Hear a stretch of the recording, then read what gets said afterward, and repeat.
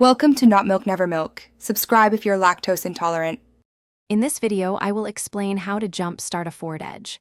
First, prioritize safety by gathering essential gear like gloves and eye protection. Ensure both vehicles are completely off and in park or neutral. Carefully position the assisting vehicle close enough for the cables to reach, but make sure the vehicles are not touching each other. This prevents any accidental electrical shorts. Now, let's connect the jumper cables.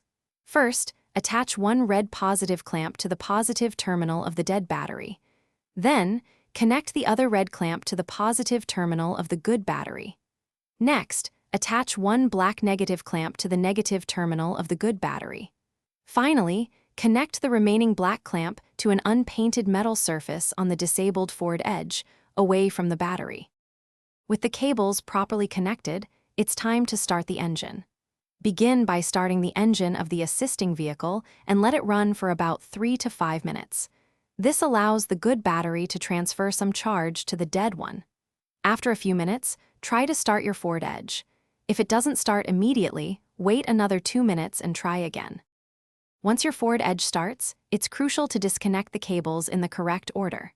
First, remove the black negative clamp from the unpainted metal surface of your vehicle. Then, disconnect the black negative clamp from the assisting vehicle's battery. For other great deals and to check out the Echo Dot smart speaker, see the link in the description below. Finally, remove the red positive clamps, starting with the assisting vehicle, then your Ford Edge. Drive your car for at least 20 minutes to recharge the battery. Thanks for watching. If this was helpful, leave a like and consider subscribing. See you next time.